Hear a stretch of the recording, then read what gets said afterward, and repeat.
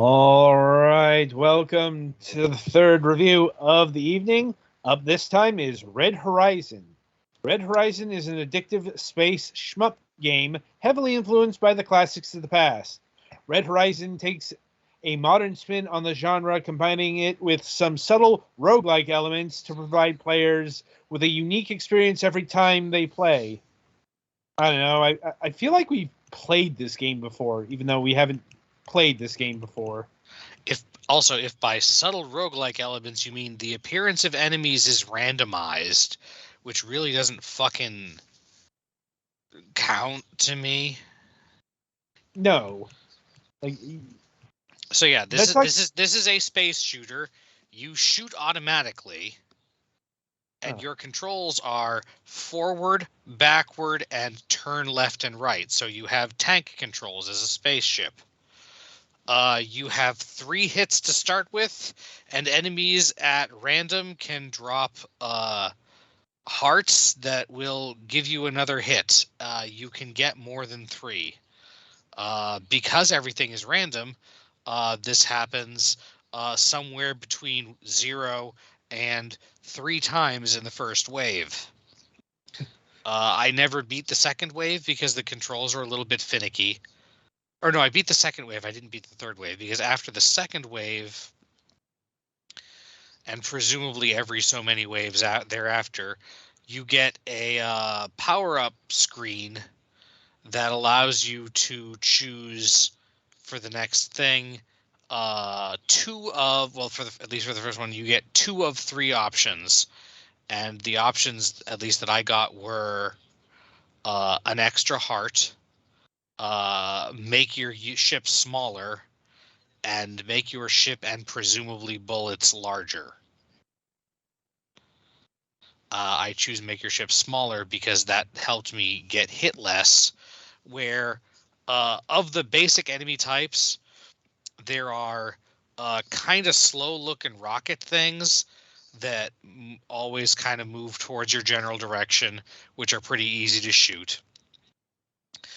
There are slow saucers that just kind of drift around, shooting in 4 directions at once, but not really aiming for you, which are manageable.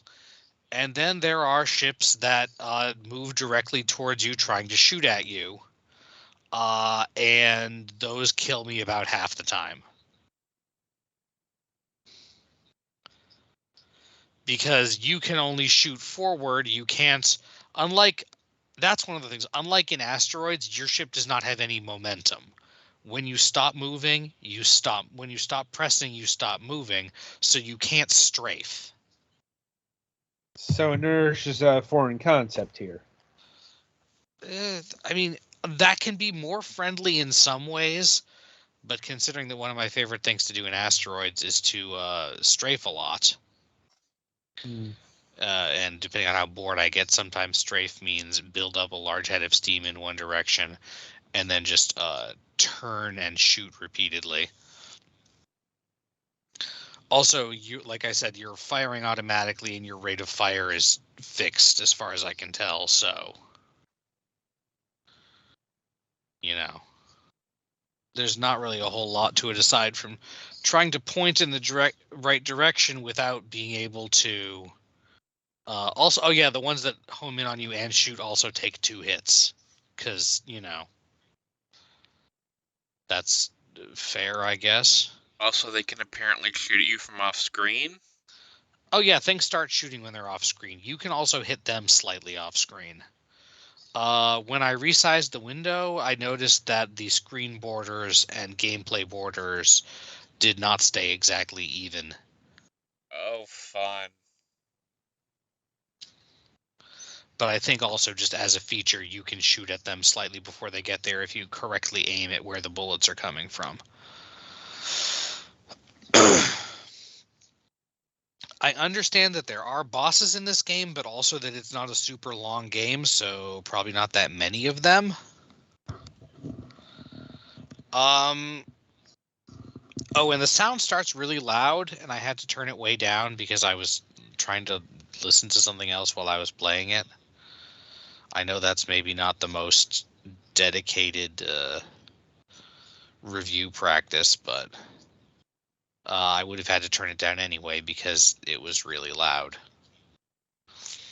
And yeah, Petty Fan is having my same experience where when one of those ships that aims at you and keeps shooting, about 50% of the time you just die to it. This is dumb.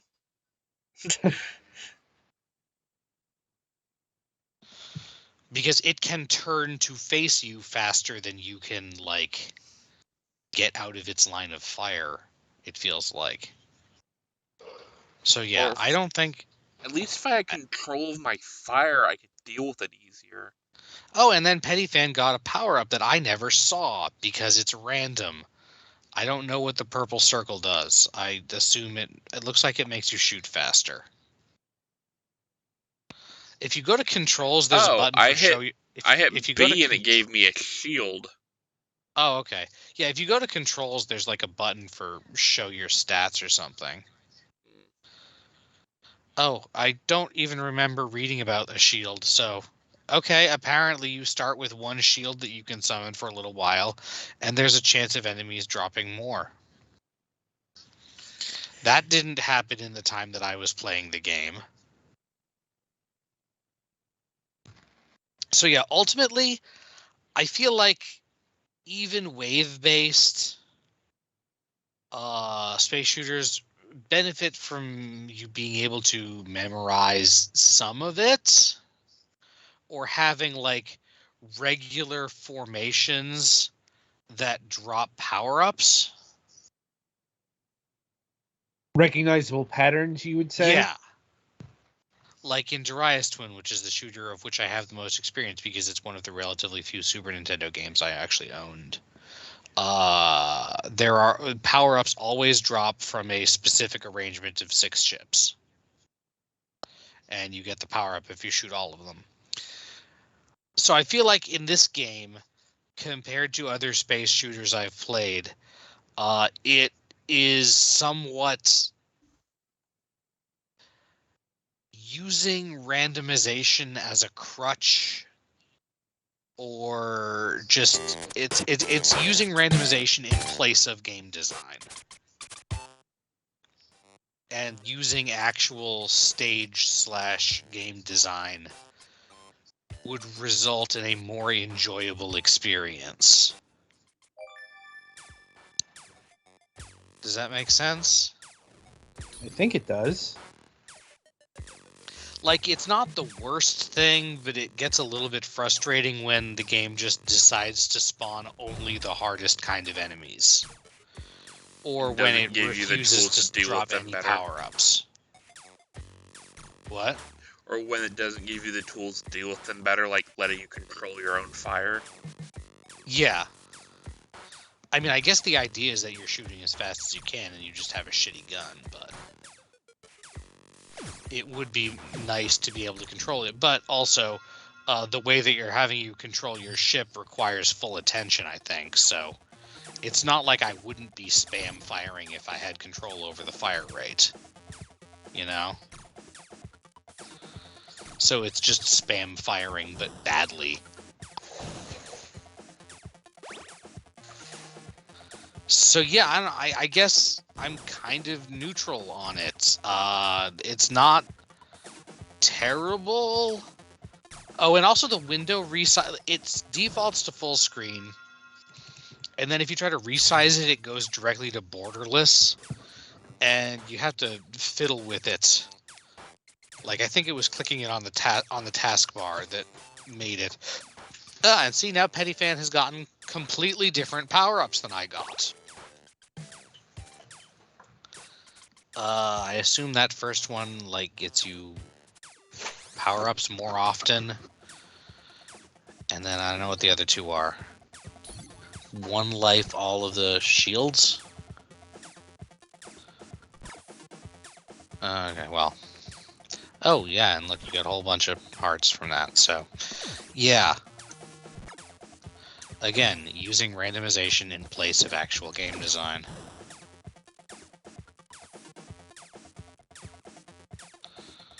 And you start seeing harder enemies as the game progressed as expected.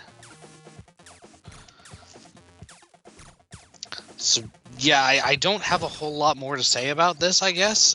It's not bad, but it could be a lot better if you gave it some more focused design elements instead of leaving most of it to randomization.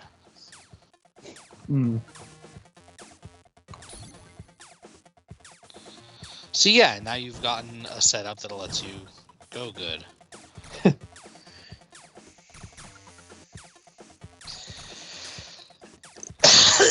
But it took a long time to get that, and I don't feel like you had any particular control over it, you know? And you have 1 hit point left, so...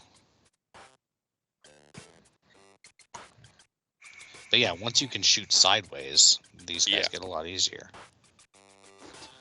So yeah, what's the damage price-wise? Because that's a big factor here, because this is not a big game. I'm like, $1. For $1, if you want to try out a space shooter, you could do worse than this one, probably. The aesthetics are not offensive.